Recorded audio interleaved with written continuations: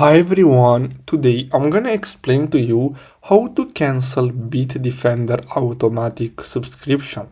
So the first step is to simply go to your account in your web browser on Bitdefender and then type in the email address associated with your Bitdefender order, then click send access link, and then what you're gonna have to do is simply, so as you can see, you should receive shortly an email from to checkout now Verifone, and basically what you're gonna have to do is simply click on this link here, and then after that what you're gonna have to do is simply go to my products and then simply click on stop automatic subscription renewal, and basically that's all you have to do.